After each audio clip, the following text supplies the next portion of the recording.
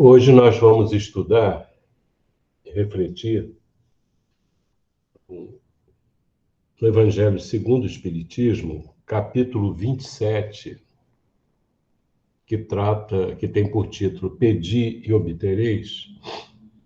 Vamos trabalhar os itens 5, 6 e 7, que é a eficácia da prece. Sempre, né, e o momento, principalmente o momento que estamos vivendo, é um momento difícil, né, de provação para a humanidade inteira, além das nossas provações particulares. A prece é um recurso muito importante, né, que Jesus nos legou de uma forma bem diferente das orações antigas, né, da forma da comunicação com Deus.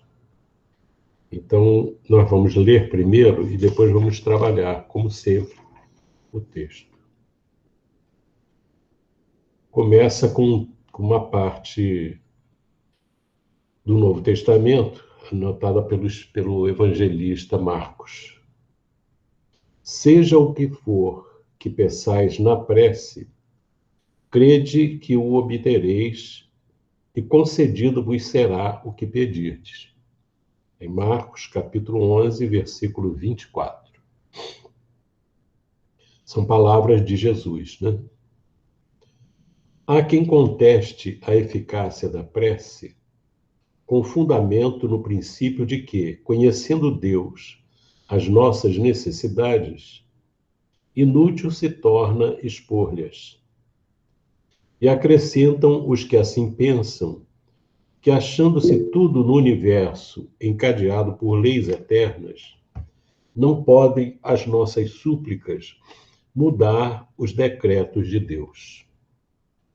Sem dúvida alguma, há leis naturais e imutáveis que não podem ser abrogadas ao capricho de cada um. Mas daí a crer-se que todas as circunstâncias da vida estão submetidas à fatalidade, vai grande distância. Se assim fosse, nada mais seria o homem do que instrumento passivo, sem livre-arbítrio e sem iniciativa. Nessa hipótese, só lhe caberia curvar a cabeça ao julgo dos acontecimentos, sem cogitar de evitá-los. Não devera ter procurado desviar o raio. Deus não lhe outorgou a razão e a inteligência para que ele as deixasse sem serventia. A vontade para não querer, a atividade para ficar inativo. Sendo livre o homem de agir num sentido ou noutro, seus atos lhe acarretam, e aos demais, consequências subordinadas ao que ele faz ou não. Há, pois, devidos à sua iniciativa, sucessos que forçosamente escapam à fatalidade e que não quebram a harmonia das leis universais, do mesmo modo que o avanço ou o atraso do ponteiro de um relógio não anula a lei do movimento sobre a qual se funda o mecanismo. Possível é, portanto, que Deus aceda a certos pedidos sem perturbar a imutabilidade das leis que regem o conjunto, subordinada sempre essa anuência à sua vontade. Desta máxima, concedido vos será o que quer que pedirdes pela prece, fora ilógico deduzir que basta pedir para obter, e fora injusto acusar a providência se não acede a toda súplica que se lhe faça, uma vez que ela sabe, melhor do que nós, o que é para nosso bem. É como procede um pai criterioso que recusa ao filho o que seja contrário aos seus interesses. Em geral, o homem apenas vê o presente. Ora, se o sofrimento é de utilidade para a sua felicidade futura, Deus o deixará sofrer, como o cirurgião deixa que o doente sofra as dores de uma operação que lhe trará a cura. O que Deus lhe concederá sempre, se ele o pedir com confiança, é a coragem, a paciência, a resignação. Também lhe concederá os meios de se tirar por si mesmo das dificuldades, mediante ideias que fará-lhe surgiram os bons espíritos, deixando-lhe dessa forma o mérito da ação. Ele assiste os que se ajudam a si mesmos, de conformidade com esta máxima: ajuda-te, que o céu te ajudará. Não assiste, porém, os que tudo esperam de um socorro estranho, sem fazer uso das faculdades que possui. Entretanto, as mais das vezes, o que o homem quer é ser socorrido por milagre, sem despender o mínimo esforço. Então, esse é o nosso texto, muito esclarecedor, que com certeza nos ajuda profundamente a compreender esse recurso sublime que é a prece. Nós hoje enaltecemos muito as conquistas tecnológicas por nos permitirem, com um pequeno aparelho, nos comunicarmos com pessoas do outro lado do planeta. E podemos fazer isso. Ficamos admirados desse avanço tecnológico. No entanto, Deus coloca em cada ser a possibilidade, e isso é inevitável, de que os nossos pensamentos eles são irradiados de nós e entram nesse universo, afetando outras pessoas, de um lado, emitindo mensagens, e de outro lado, recolhendo os pensamentos dos outros. E esse processo se dá de uma forma bem efetiva quando estabelecemos uma sintonia com os pensamentos alheios. Por exemplo, nós aprendemos com o Espiritismo que o nosso pensamento ele se desloca no espaço através do fluido universal, fluido cósmico. Assim como a nossa fala, o som, ele se propaga na atmosfera, não tendo ar, não tendo atmosfera, o som não se propaga.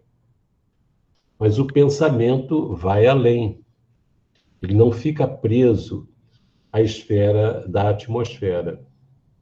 Então, o nosso pensamento, nós emitimos, o Emmanuel nos coloca a nossa mente como se fosse um espelho, em que nós recebemos pensamentos dos outros e refletimos com os recursos que nós temos. Há pensamentos que chegam e que nós bloqueamos, não queremos retransmitir esses pensamentos. E há outros em que nós cooperamos para desenvolver. Ora, é importante a gente saber disso. Isso tem um efeito profundo em nossas vidas. Cada pensamento nosso, pensamento que emitimos, estabelece uma sintonia com os pensamentos dos outros espíritos, encarnados ou desencarnados, que estejam na mesma faixa vibratória. Por exemplo, se eu lanço um pensamento de ódio, não preciso nem falar, né? Mas se eu tenho um sentimento de ódio por alguém, por alguma coisa, eu assimilo, eu entro em sintonia com as pessoas que têm pensamentos de ódio. Se eu tenho um pensamento de medo, eu entro em sintonia com aqueles que têm medo. E isso, nós acabamos fortalecendo em nós esse sentimento do medo. Se eu tenho um sentimento de mágoa, eu entro em sintonia com aqueles que têm mágoa. Se eu tenho um sentimento de amor, eu entro em sintonia com aqueles que têm amor. Então, isso é muito importante para nós refletirmos sobre os pensamentos que nós estamos emitindo. Por isso que na prece nós precisamos ter atenção no que estamos fazendo. De um modo geral, a formação da humanidade com relação à prece tem sido uma atitude mecanizada, em que a pessoa recita a prece, mas não necessariamente o pensamento está acompanhando aquela prece. Às vezes a pessoa está falando, mas o pensamento está em outro assunto que está preocupando mais a criatura. Então é preciso que no momento da prece nós estejamos focalizando, né, com foco nas palavras que nós estamos dizendo e no sentido que essas palavras devem ter. Então é importante isso.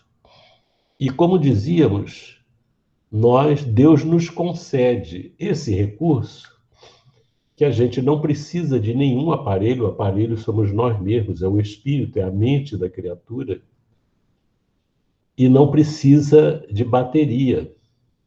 Ele não fica fora do ar, não fica, não tem essas condições que um aparelho material tem. Futuramente, nós não vamos precisar desses equipamentos de ordem material, mas coloca bem futuramente para frente aí, porque isso vai depender do desenvolvimento do espírito. E nesse sentido, Jesus nos ensinou a entrar em comunicação com Deus através da prece ou com os benfeitores espirituais. E nós devemos fazer isso, é importante isso, porque nós vamos fazendo um esforço, porque nós não estamos ainda naquela condição de espíritos puros, já que estamos habitando um mundo de expiações e de provas, nós não somos espíritos puros. Na verdade, somos espíritos ainda muito incipientes na evolução moral, né? Com alguns conhecimentos intelectuais, como humanidade, né? Mas os nossos sentimentos ainda não estão naquela desenvoltura, naquela afinidade, naquela sustentação de alguém que está em sintonia com Deus. Então, o momento da prece é o momento em que nós fazemos um esforço para sair da nossa faixa de pensamento comum para uma faixa superior. Isso será conseguido com mais facilidade à medida que nós estivermos no trabalho de iluminação interior, ou seja, estivermos vivendo ou fazendo esforços para vivenciar a lei de Deus, a lei de amor.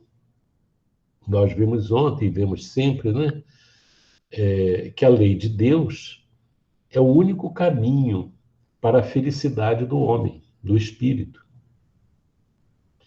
E essa lei de Deus, ela nos diz o que devemos fazer e o que não devemos fazer. Então, a lei de Deus não é uma lei que proíbe coisas. Lógico que ela nos orienta para não fazer determinadas coisas, mas é uma lei que nos incentiva a fazer muita coisa. E nós podemos dizer que o que a lei de Deus diz que nós devemos fazer é muito mais amplo do que aquilo que nós não devemos fazer. E cada vez que nós fazemos o que devemos fazer, fica mais fácil evitar aquilo que nós não devemos fazer. Então, nesse esforço, a nossa prece ganhará uma elevação maior. Ela pode ser espontânea ou pode ser aquela prece que Jesus nos ensinou ou outra prece. Mas desde que nós estejamos pensando, refletindo nas palavras que estão sendo ditas. É importante, quando nós estamos num grupo em que alguém vai fazer uma prece, que nós acompanhemos a prece. Não é ideia de ficar repetindo em voz alta o que a pessoa está dizendo, mas é acompanhar a ideia do companheiro que está fazendo a prece, para que a nossa cooperação se junte àquele pensamento e formemos um pensamento mais próximo, que vai dar muito mais força ao nosso pensamento. Então, isso é importante. E Jesus, ele nos ensinou aqui, ele nos disse, olha só, vamos começar a trabalhar essa mensagem, esse texto. Seja o que for que pensais na prece, crede que o obtereis, e concedido vos será o que pedirdes. Nós não podemos levar isso ao pé da letra. É bem verdade que tudo o que nós pedimos é o que nós queremos, né? Ninguém pede o que não quer. E se é o que nós queremos, nós vamos bater na porta daquilo que nós estamos querendo buscar. E muitas vezes o que nós queremos não é bom para nós. É preciso que a gente reflita sobre isso. Às vezes nós queremos coisas que não temos nem necessidade e nem capacidade de administrar. Então, até aquilo que Deus não vai nos vai consentir, algumas coisas vão ser impedidas. Mas às vezes nós podemos, não, eu quero fazer isso. E a pessoa faz. Mas nem sempre isso vai ser uma coisa boa para ela. Existem pessoas que buscam o poder a todo custo. Vendem a alma para conquistar o poder. E isso, às vezes, ela consegue. Às vezes Deus permite que a pessoa, já que ela quer tanto, Deus não dá, mas ele quer, fazer o quê? E outros que querem a riqueza, muitas vezes utilizam recursos indevidos para obter a riqueza. E pode conseguir isso, né? Mas é o melhor para a pessoa? Então, nos nossos pedidos, nós temos que refletir o que nós pedimos. Nós temos que saber o que estamos pedindo, né? Isso é importante. Ele diz, seja o que for que peçais na prece, crede que o obtereis, e concedido vos será o que pedirdes. Quando Jesus diz isso, ele está orientando aqueles que estão seguindo os seus ensinamentos. Pressupõe-se que as pessoas que estão a quem ele está se dirigindo são pessoas que estão buscando instalar dentro de si o reino de Deus, o reino dos céus. Ampliar a iluminação interior. E nesse processo, há muita coisa para ser pedida. Jesus, que tanto trabalhou o aspecto espiritual da vida, Ele não está, em hipótese alguma, dizendo para as pessoas para que elas façam os pedidos para conquistar as coisas da terra, porque isso o homem faz pelos seus interesses pessoais egoísticos. Jesus veio à terra para nos ensinar o valor das coisas espirituais. Então, naturalmente, ele está se referindo aos pedidos que nos engrandeçam espiritualmente, que mostrem a nossa capacidade de renovação, a nossa capacidade de auxílio a uma pessoa que está enferma, uma pessoa necessitada. São pedidos dessa ordem que se vinculam à vivência do amor. Isso é importante. Então, vamos dar prosseguimento aqui.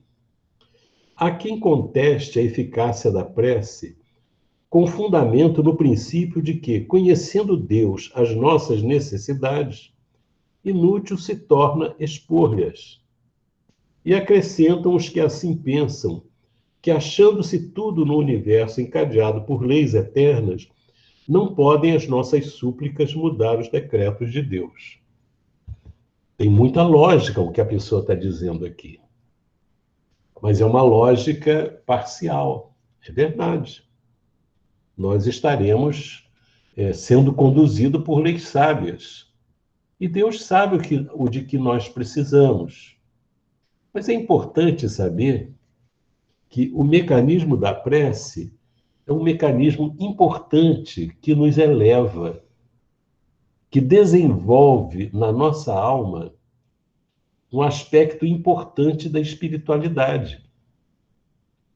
Eu recordo, já fiz referência a isso, de uma trabalhadora espírita que ela fazia muito bem. Ela fazia beneficência, né? Atendia as pessoas, cooperava, uma série de coisas. E num determinado momento da vida dela, embora ela fizesse o bem, ela se suicidou. E depois, ela trouxe uma informação que ela não tinha o hábito de orar. Assim, não o hábito mecânico. É aquele momento em que a pessoa se recolhe no seu quarto secreto, né? No seu íntimo, na sua alma, lá no profundo do ser. É a hora da prece é essa hora que nós vamos nos olhar sem desenvolver atitudes mórbidas de culpa, mas reconhecer os nossos erros. E quando nós nos reconhecemos culpados, não quer dizer que devamos viver chorando no meio-fio, sem fazer nada. Compreendida a nossa falha, e se fizermos esse trabalho de autoconhecimento, nós vamos olhar a nossa vida toda e vamos encontrar muitos momentos em que falhamos, erramos, nos equivocamos, ferimos os outros, ou deixamos de ajudar quando poderíamos ter ajudado. Então, essa é uma hora que mostra para nós as nossas deficiências, as nossas fragilidades.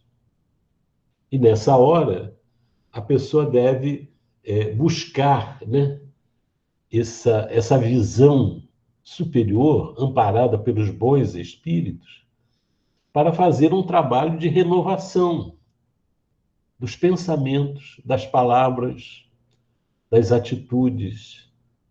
Esse não é um trabalho que se resolve e se alcança o objetivo imediatamente, um dia depois. Não. A gente olha, por exemplo, Paulo de Tarso, ele fez uma mudança profunda na sua vida, mas não vamos pensar que da noite para o dia ele mudou tudo. Não. Ele mudou a direção. E o restante da vida dele foi esforço de renovação íntima. Pedro andou com Jesus, lado a lado com Jesus, por 3 anos. Amava profundamente Jesus. E o negou. para nós vermos que as mudanças, elas se operam no mundo íntimo e se refletem no mundo exterior, mas nem sempre aquilo que se faz no mundo exterior tem uma correspondência no mundo interior. Então é importante fazer as coisas exteriormente, mas é importante refletir, amadurecer o espírito para o seu crescimento. Então, nesse ponto, quando a pessoa diz isso, que está dito nesse parágrafo, passa uma ideia de que a prece não é necessária, já que Deus conduz tudo. Mas a gente está esquecendo que a hora da prece é uma hora importante em que nós vamos não apenas falar com Deus. O mais importante para nós é ouvir Deus. Na hora em que nós estamos nos conhecendo, já que Deus nos conhece mais do que nós mesmos nos conhecemos, pedir a Deus que nos ajude a nos conhecer. E nessa hora, é uma hora importante de reflexão. Uma hora em que a criatura se vê como espírito imortal, como filho de Deus. Criatura como filha de Deus. E é um momento, assim, alimentador para o espírito. Isso não quer dizer que nós vamos viver voltados apenas para essa prece, mas entender que, fortalecendo esse mecanismo da prece, nós vamos poder transformar a nossa vida numa prece. As nossas ações numa prece. Na hora que falarmos alguma coisa, nós vamos lembrar o que refletimos na hora da prece. Vamos abrir as nossas antenas para ouvir os emissários do Criador, aqueles que servem ao Cristo. Vamos abrir as antenas para que eles nos advirtam. Geralmente nós não gostamos daqueles que nos mostram as deficiências que trazemos. Mas nesse momento é importante a pessoa ter essa avaliação e a ajuda do mundo espiritual para refletir. Se nós erramos no passado, não adianta ficar olhando para trás chorando. Mas também não podemos jogar embaixo do tapete todas as nossas dificuldades e fazer de conta que não existe. Não. Esse passado em que nós tivemos equívocos, em que ferimos a lei, agimos de forma contrária ao que a lei diz, isso deve servir de alerta para nós, de experiência, porque quando a gente age fora da lei, ninguém está, né? Quando a gente age contrariamente à lei de Deus, nós depois sentimos se estamos realmente querendo crescer, nós vamos sentir as consequências disso. Não necessariamente em sofrimentos exteriores, mas aquele sentimento que, puxa, não devia ter feito isso, devia ter feito melhor. Então, esse momento de prece, nós sabemos, aprendemos com os Espíritos, que a prece é para nós louvarmos a Deus, pedir e agradecer. Louvar a Deus é o quê? Louvar a Deus é nós reconhecermos a bondade de Deus, sentirmos e agradecermos o amor de Deus por todos nós. Às vezes, em nossos estados íntimos, conturbados, nós podemos ter tido experiências de dizermos: ah, mas eu não acredito mais em Deus.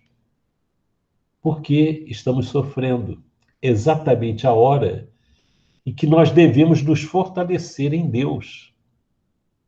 Porque os pensamentos infelizes, que às vezes encontram campo dentro de nossas almas, existem para nos afastar desse caminho luminoso que é o caminho que conduz a Deus. Vamos prosseguir. Sem dúvida alguma, há leis naturais e imutáveis que não podem ser abrogadas, canceladas, anuladas, né? Ao capricho de cada um. Mas daí a crer-se que todas as circunstâncias da vida estão submetidas à fatalidade, vai grande distância. Se assim fosse, nada mais seria o homem do que instrumento passivo, sem livre-arbítrio e sem iniciativa. Nessa hipótese, só lhe caberia curvar a cabeça ao jugo dos acontecimentos, sem cogitar de evitá-los. Não devera ter procurado desviar o raio. Olha só, eu me lembro de um colega meu que falava assim: Vanderlei, a igreja não é chamada a casa de Deus? Quem é católico diz isso, e nós reconhecemos um templo, diz assim, a casa de Deus, né? Então, por que bota o para-raio em cima da igreja? Poxa, meu Deus do céu. Mas Deus já nos deu um mecanismo para evitar que o raio destrua a igreja. Eles querem botar Deus de para-raio dos templos. É uma visão assim impressionante, né? Então ele diz assim. Então vamos dar uma olhadinha aqui nesse pedacinho, né? Então nós estamos submetidos a leis naturais e imutáveis. Agora, isso não é uma camisa de força.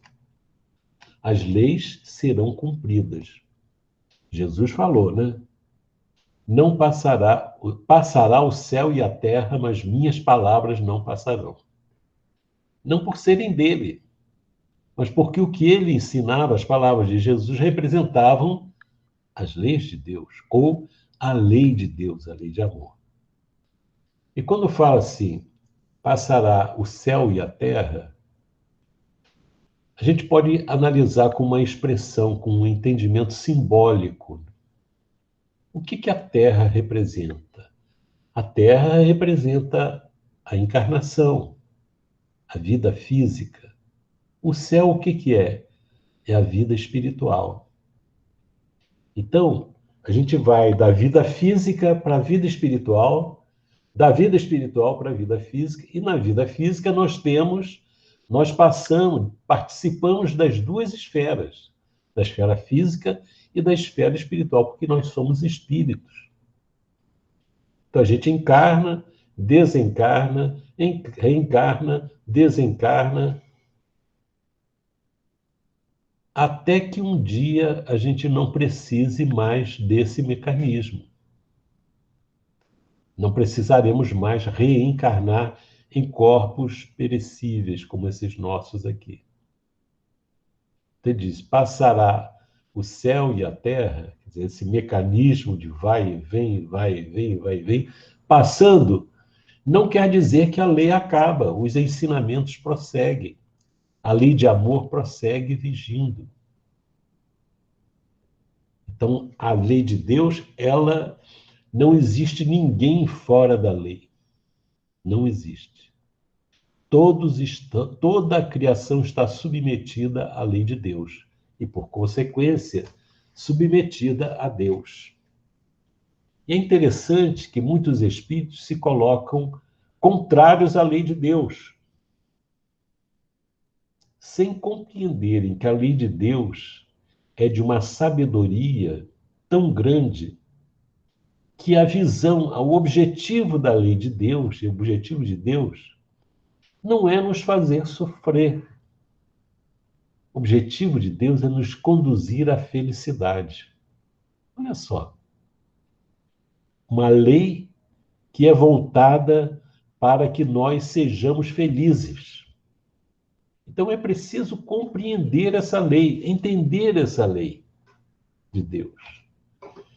E entender essa lei de Deus é começar a entender qual é o objetivo de Deus com essas leis e com a nossa vida. Então, se Deus nos ama, e Deus nos ama, se Ele quer a nossa felicidade, e Ele quer a nossa felicidade, as coisas que ocorrem em nossas vidas são desafios. Desafios de cooperação no mundo exterior, em que eu não posso ficar olhando apenas para mim. E também experiências em que eu vou ser submetido para desenvolver a luz dentro de mim, que já existe. O próprio Jesus falou, sois filhos da luz. E ele manda que a nossa luz brilhe. Ele não está pedindo para nós vivermos em treva. Os espíritos que vivem nas trevas, eles não vivem nas trevas porque Deus quer que eles sofram. Eles vivem nas trevas porque eles não querem acender a luz dentro de si. Então, se nós estamos sofrendo, existem sofrimentos que mexem profundamente conosco. A desencarnação de um ente querido, de uma jovem como essa que a gente citou hoje aqui, são experiências que, de um lado, elas nos fazem sofrer, mas, de outro lado, elas tocam o nosso coração e mexem com a nossa sensibilidade e faz com que nós emitamos energias, vibrações assim, de solidariedade, de piedade, de amor, de fraternidade. É uma coisa grandiosa. E não é por acaso que esses fatos ocorrem. Então Deus, Ele nos ama, nós é que não entendemos adequadamente. Então existem situações que nós podemos pedir. E nós não estamos submetidos a um destino fatal. Nós podemos mexer nisso. Agora, é bom que a gente saiba pedir. Quando a gente for pedir alguma coisa, existem um pensador, não sei de onde é, Vera que sabe, e disse que é um pensamento que, se Deus quisesse punir os homens, bastaria atender tudo que os homens desejam. Entendeu? Então, é uma forma de mostrar como nós somos imaturos para pedir. Mas a gente pode pedir. Mas é bom que a gente peça e estabeleça uma condição. Olha, eu estou querendo isso, mas eu não sei se isso vai ser bom para mim. Eu quero isso para o meu filho, eu quero isso para minha esposa, eu quero isso para... Mas eu não sei se isso vai ser bom para mim ou para eles. Então eu estou pedindo, mas eu quero que isso seja atendido se for da sua vontade. Porque a vontade de Deus, com certeza, é uma vontade que nos beneficia a todos. A gente lembra que, vamos ver mais adiante.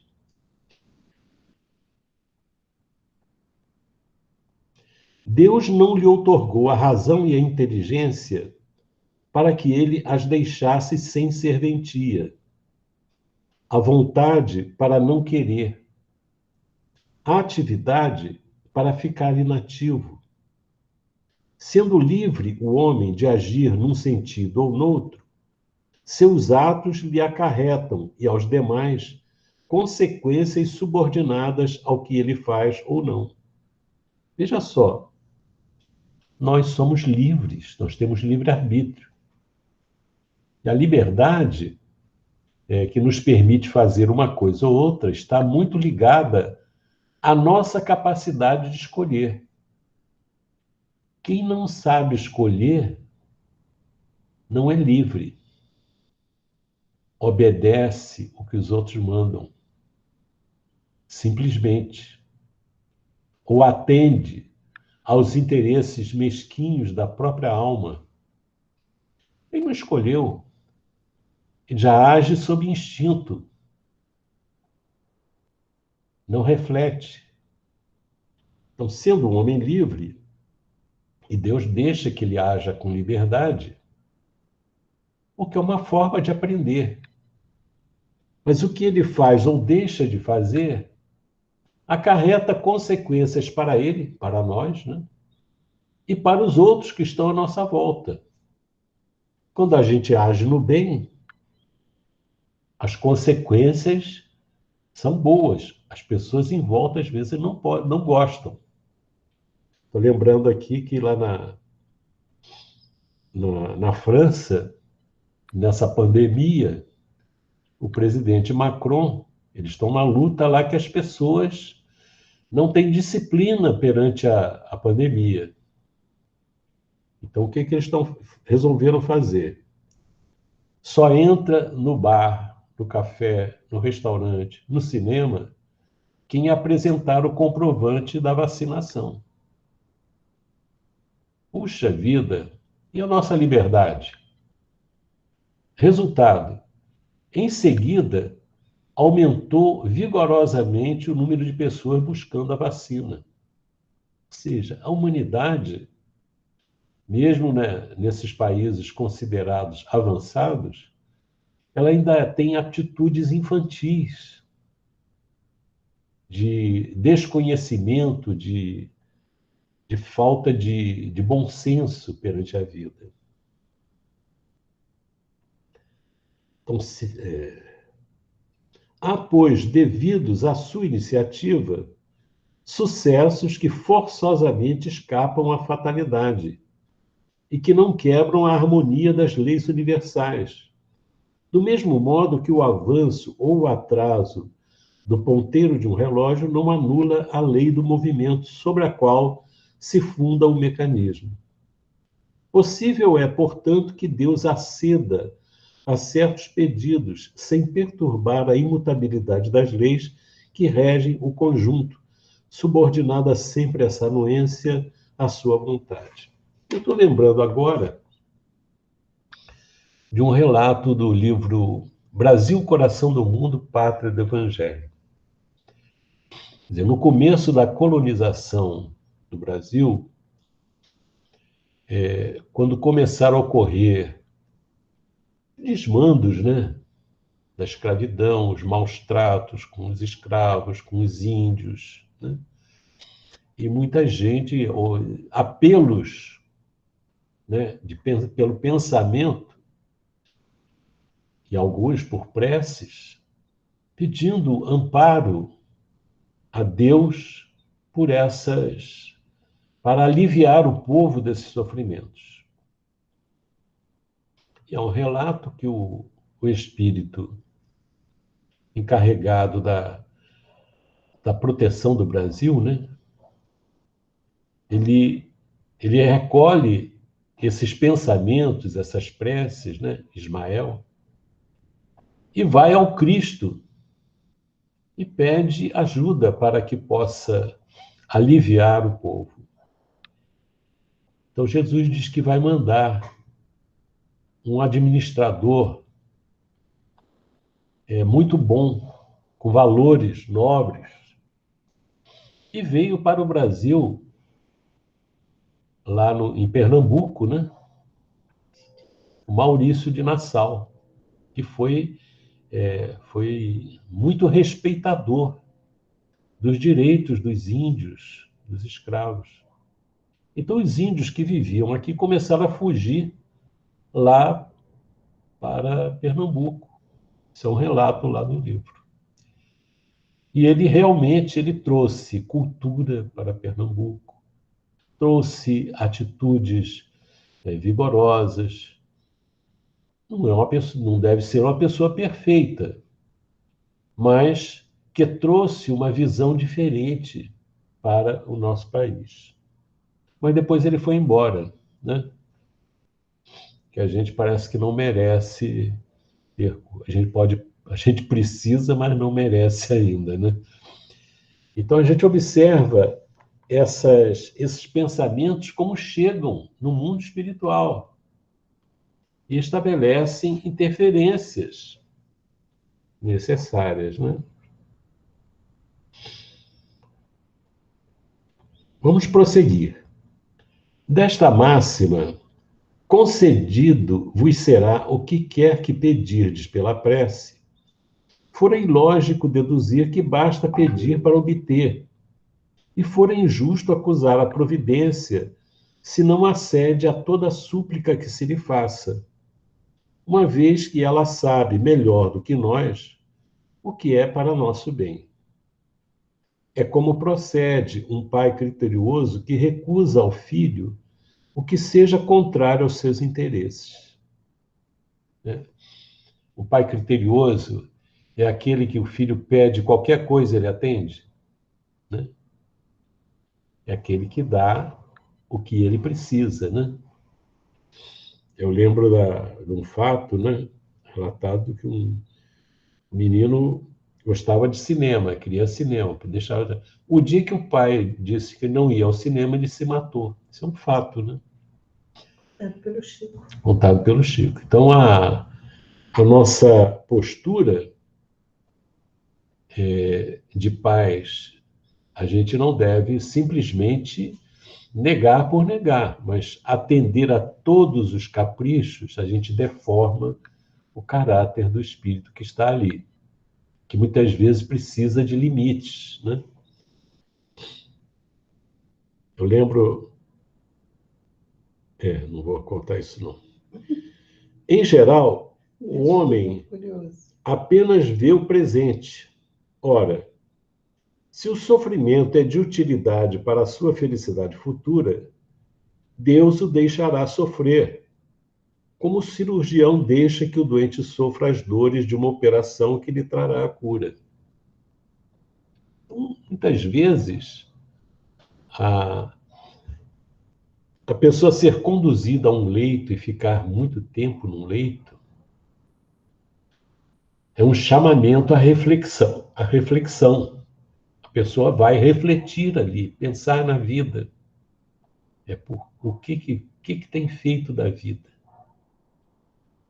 E isso nós devemos fazer rotineiramente.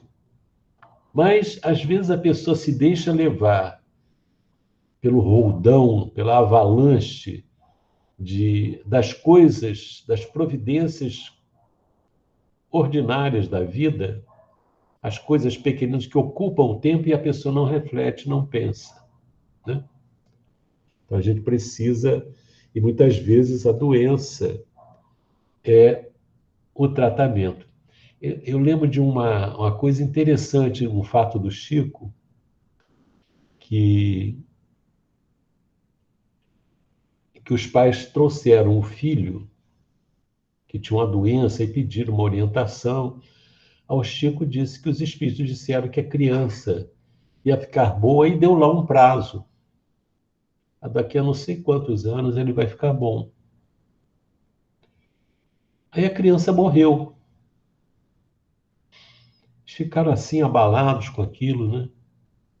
O tempo passou, eles tiveram um outro filho.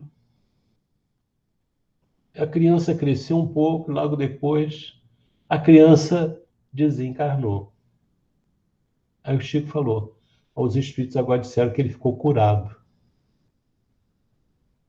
E o prazo que os espíritos disseram era o prazo que ocorreu desde a doença do filho anterior até a desencarnação do filho que veio depois, que era o mesmo espírito. Ou seja, aqueles sofrimentos que ele estava passando eram o tratamento espiritual. Isso não quer dizer que as pessoas vão deixar, não deixa acontecer porque isso aí está escrito. Não, não é assim. Vai tentar, vai aliviar, vai tentar curar, vai fazer todos os processos necessários, vai pedir ajuda, vai fazer, dá passe, dá remédio, busca médico e tudo mais, né? Então, é um recurso interessante. Então, às vezes, a doença, ela traz em si, ela é um tratamento espiritual. Porque Deus, embora nos ajude no tratamento da organização física, que é o nosso instrumento de trabalho, ele está mais interessado no tratamento do espírito. Isso que nós devemos ter. Nós vamos cuidar do corpo, porque o corpo é o nosso instrumento de trabalho, a nossa charrua, a nossa enxada, a nossa pá, a nosso serrote, ele é tudo para nós. Mas não podemos esquecer que ele existe para servir ao espírito, que somos nós, verdadeiramente. E não o contrário, o espírito servir ao corpo, viver para o corpo, viver para a matéria. Não. Nós estamos aqui para crescer, para iluminar a nossa alma. O que Deus lhe concederá sempre, se ele o pedir, com confiança, é a coragem, a paciência, a resignação. Já pensou? Na hora que a gente passa por um momento, por uma prova, toda prova é difícil. Toda prova é difícil. Toda expiação é difícil. E nessas horas, nós precisamos de resignação, precisamos de paciência, precisamos de coragem, precisamos de fé. São disso tudo, muita coisa que a gente precisa e que não tem. Mas no momento da expiação ou da provação, nós temos uma oportunidade belíssima para desenvolver esses valores. Como é que nós vamos conseguir desenvolver a capacidade de resignação em relação a Deus, às leis de Deus, se nós não passarmos pelas dificuldades? Não é possível. Nós só vamos poder desenvolver a coragem na hora em que nos sentimos ameaçados. Isso não quer dizer que eu devo pular de uma montanha, que eu tenho que fazer parapente, saltar de paraquedas, só se for. Isso aí é a escolha de cada um. Mas não é essa coragem que nós estamos precisando. Estamos precisando da coragem moral. Coragem de enfrentar as adversidades. Coragem de enfrentar uma calúnia. Coragem de enfrentar os nossos próprios erros. Quando nós podemos ser desmoralizados perante a sociedade e termos a coragem de reconhecer isso e nos levantar. Isso é coragem. É o que Saulo de Tarso fez. Ele teve a coragem de reconhecer que os cristãos estavam certos. E modificou a sua vida. E enfrentou todas as adversidades. Enfrentou o repúdio da própria família, enfrentou as injustiças, enfrentou tudo. Isso é coragem. Na hora que ia para a morte, teve a coragem de enfrentar. Não buscou a morte. Porque o Cristo não pediu aos seus discípulos, aos seus seguidores, para se oferecerem para morrer, para quererem morrer, quererem sofrer, quererem ser torturados. Em nenhum momento ele diz isso. Mas disse para ter a coragem de perdoar aquelas pessoas que não sabiam o que estavam fazendo. Isso é coragem. Porque o que vem na frente é aquele instinto do que está guardado dentro de nós, de reação. Também lhe concederá os meios de se tirar por si mesmo das dificuldades, mediante ideias que fará-lhe surgiram os bons espíritos. Então, na hora da prece, ele está numa situação difícil.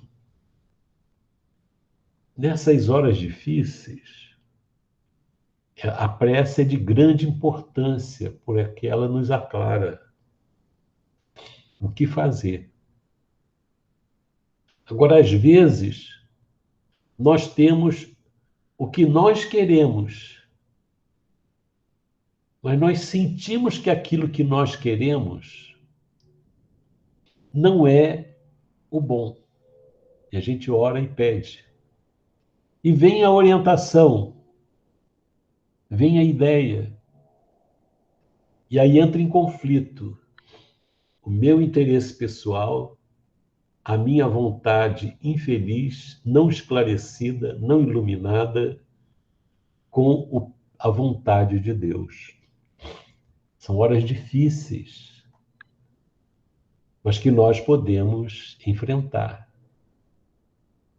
Nós aprendemos muita coisa com o Espiritismo.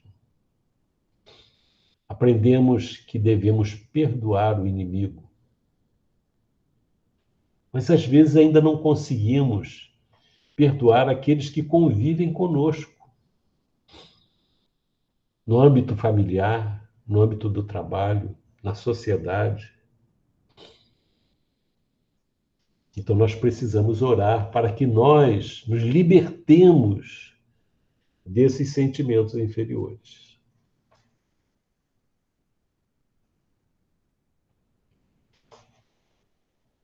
Então, também lhe concederá os meios de se tirar por si mesmo das dificuldades, mediante ideias que fará-lhe surgir os bons espíritos, deixando-lhe dessa forma o mérito da ação.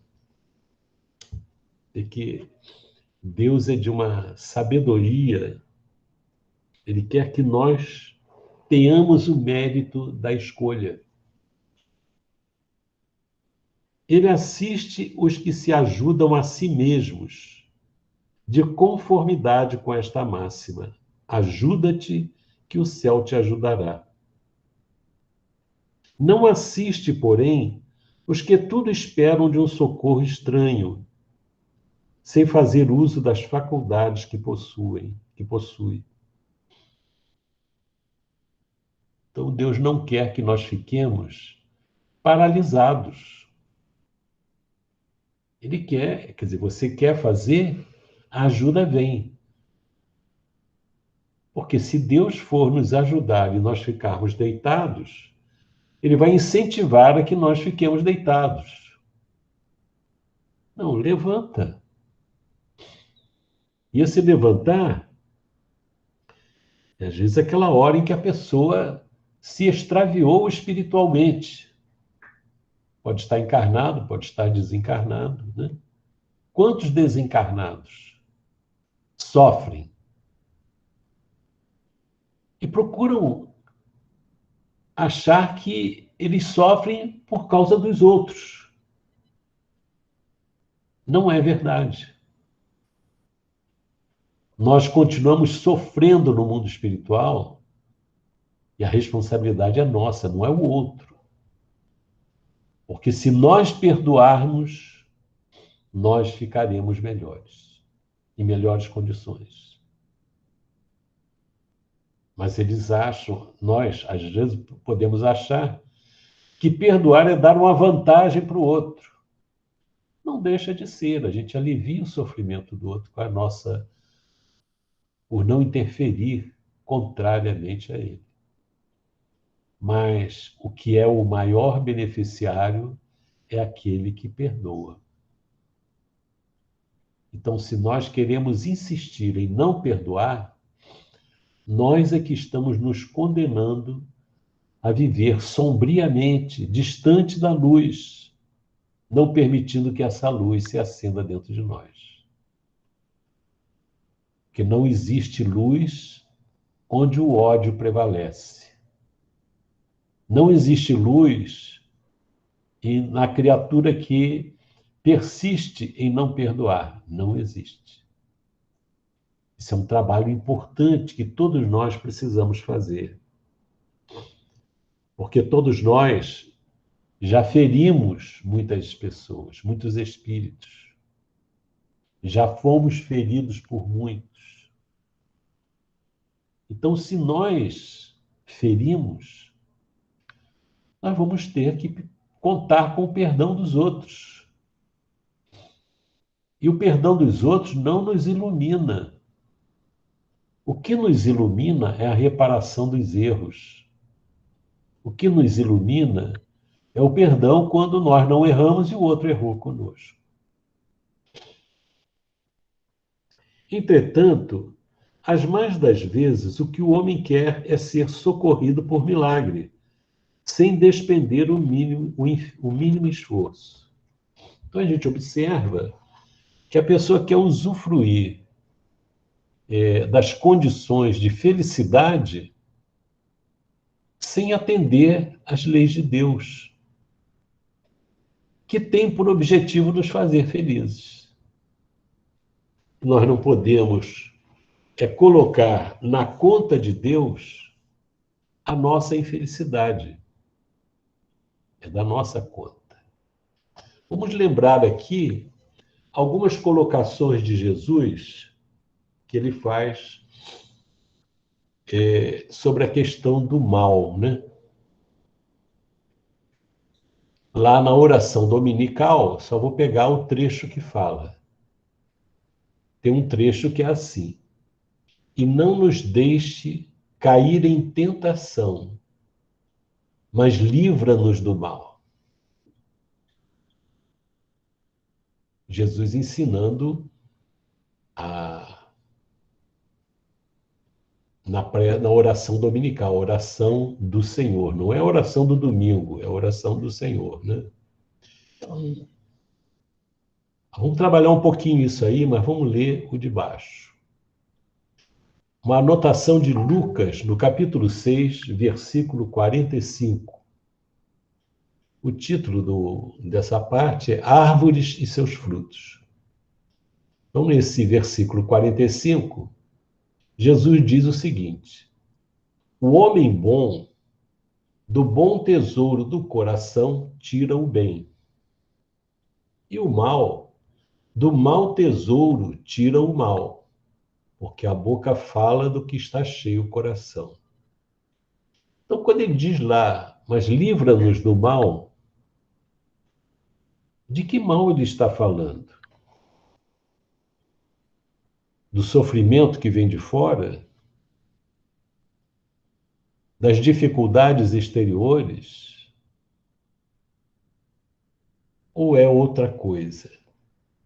Nesse texto aqui, ele diz que o homem bom, do bom tesouro do coração, tira o bem. E o mal, do mau tesouro, tira o mal. Então, o mal não está do lado de fora. É dentro.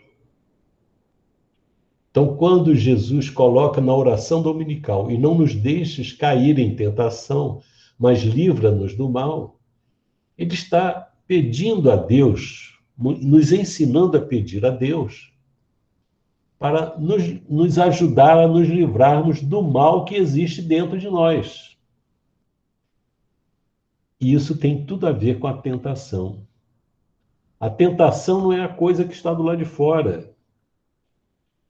O que está do lado de fora desperta a nossa dificuldade interior, o que está dentro de nós. É por isso que os espíritos puros não são tentados. Quer dizer, eles não sofrem tentação. Pode até um espírito querer fazer isso, mas não tem proveito, porque não tem eco dentro de si. Mas quanto a nós trazemos ainda muitas áreas sombrias dentro de nós. Então é preciso desenvolver a luz. Então é esse mau tesouro que a gente tem que eliminar, tem que dissolver. E a gente não dissolve o mal e fica vazio. Não. O mal só desaparece dentro de nós quando o bem se desenvolve. E a nossa boca vai falar o que tem dentro do nosso coração. Em João, capítulo 17, versículo 15, na oração sacerdotal de Jesus, que é deslumbrante, essa oração sacerdotal de Jesus, a gente já fez trabalho sobre isso, tem alguma coisa aí gravada. O homem bom, não peço que os... Ele falando com Deus, né? Não peço que os tires do mundo. Quer dizer assim, que o mundo está cheio de maldade, né? Ele está dizendo para não tirar os seus seguidores do mundo. Eu não estou pedindo para isso, não. Quer dizer, eu não estou pedindo para retirar as adversidades dos discípulos. Não peço que os tires do mundo, e sim que os guardes do mal. Olha que coisa linda. Porque o mal dos outros é dos outros. O mal que os outros fazem é responsabilidade dos outros. Ele pede que Deus guarde os seus seguidores do mal, para que eles não sirvam ao mal, para que tirem o mal de dentro de si, com o desenvolvimento das virtudes. Esse é o caminho. Então ele pede para os seus seguidores lutarem para que o mal não prevaleça, não encontre guarida, acolhida no coração dos seus seguidores. Em Mateus, capítulo 26, depois eu vejo isso aqui. Tem um momento que eu vou pegar aqui o Novo Testamento, que a gente observa o seguinte: os discípulos acompanharam Jesus por 3 anos, mais ou menos. Convívio com Jesus é um convívio inesquecível, importante, que trouxe sabedoria. E a gente poderia achar que você estando com Jesus do lado, nada vai acontecer. Às vezes nós, espíritas, temos algumas posturas ingênuas. Não, a casa espírita está protegida por Jesus.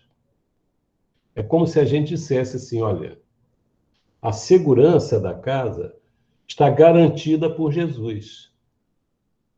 Então, nós não temos muita responsabilidade quanto a isso, está tudo garantido. Não é verdade. A segurança depende de todos. Depende de todos. É como se a gente dizendo isso, não tem a possibilidade de haver um envolvimento negativo aí. Mas vamos ver assim, os discípulos acompanharam Jesus diariamente. E aqui em Lucas, capítulo 22, versículo 3, tem o pacto da traição. Então diz, ora, Satanás entrou em Judas, chamado Iscariote, que era um dos 12. E este foi entender-se com os principais sacerdotes e os capitães sobre como lhes entregaria Jesus. Quer dizer, a gente sabe que Judas amava Jesus. E quando diz aqui que Satanás entrou em Judas, Satanás é um símbolo. Quer dizer, não existe esse personagem, um personagem de nome Satanás. Não existe um espírito com essa categoria. São aqueles espíritos que combatem, é o adversário. Satanás significa adversário. Aqueles espíritos que eram adversários do Cristo, porque quando Jesus traz as lições de amor, Jesus liberta as almas do jugo desses espíritos inferiores. É um libertador, Jesus. Mas Judas convivia com Jesus. Não, mas aí a gente diz, não, mas Jesus era assim mesmo, não sei o quê. Mas vamos ver outro caso. Pedro. Simão Pedro é fora de dúvida. Não existe nenhuma dúvida com relação a Simão Pedro. Simão, Simão, Jesus falando para Pedro. Simão, Simão, eis que Satanás vos reclamou para vos peneirar como trigo. Quer dizer, os espíritos adversários do Cristo já estavam envolvendo Pedro. Olha o que Jesus diz aqui. Eu, porém, roguei por ti. Quer dizer, Jesus orou por Pedro, para que a tua fé não desfaleça. Tu, pois, quando te converteres, fortalece os teus irmãos. Ele, porém, respondeu: Senhor, estou pronto a ir contigo, tanto para a prisão como para a morte. Mas Jesus lhe disse: Afirmo-te, Pedro, que hoje 3 vezes negarás que me conheces antes que o galo cante. Olha só. Então, nós temos 2 casos de obsessão, pelo menos: o de Judas e o de Pedro. E vejamos que Jesus orou por Pedro e deve ter orado por Judas também.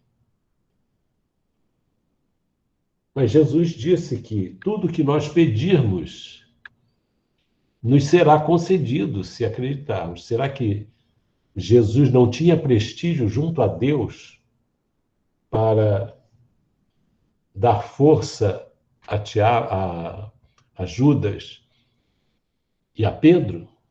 Claro que tinha.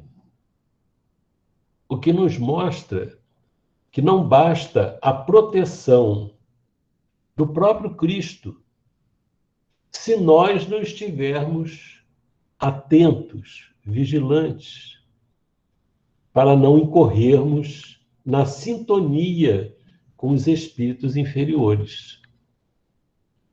De um lado, Judas, com a ambição do poder, e Pedro, julgando-se em todas as condições de superioridade necessárias. Lógico que Pedro iria com Jesus para qualquer canto, porque ele iria com aquele Jesus que confundia os fariseus, que andava sobre as águas, que curava cegos, que expulsava os espíritos obsessores.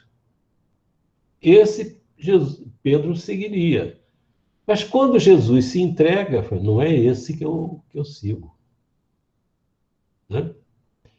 Então a gente observa a necessidade. Por que, mesmo com as orações de Jesus, Pedro não foi isentado da ação dos espíritos inferiores? Porque era preciso que ele aprendesse. Se Jesus o livrasse daquilo, poderia fazer. Se ele fizesse isso, Pedro não tomaria consciência da sua fragilidade. E a maior fortaleza de Pedro, ao longo de sua vida após, foi perceber a sua fragilidade e poder atender a missão que Jesus colocou em suas mãos. E, finalmente, em Mateus capítulo 26, versículo 39, tem Jesus no Getsemane, antes dele ser preso. Não vou relatar tudo, só um pedaço, só esse versículo.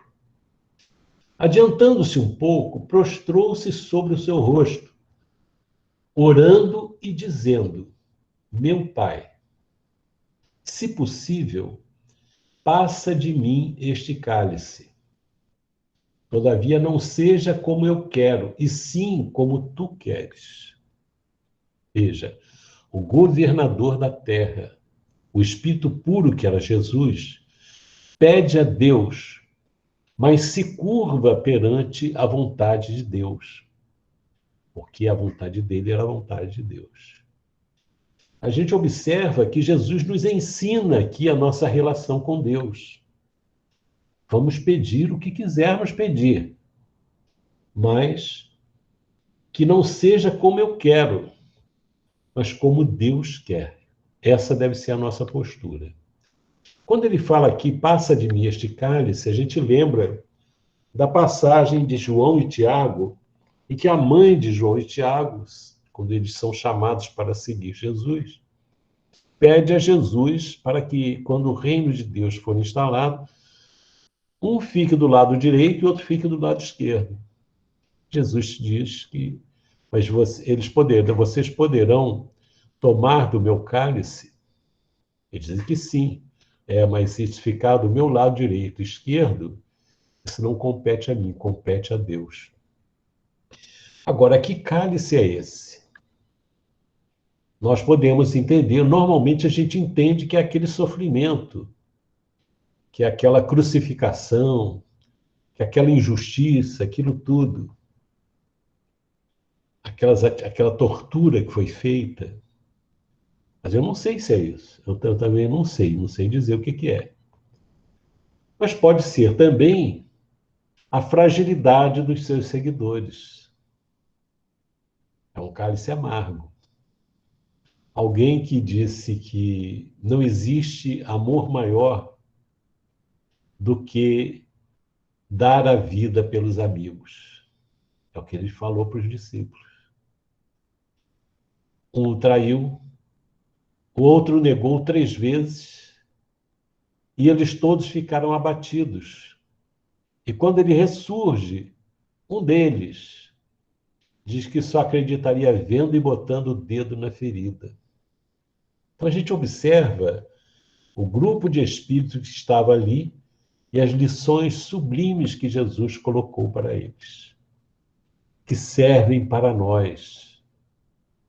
Então nós precisamos descobrir a prece, a oração e adequar a nossa vida aos valores que são colocados em nossas orações. Somos frágeis, somos imperfeitos, mas nós não somos chamados à perfeição agora. Somos chamados à luta pelo aperfeiçoamento.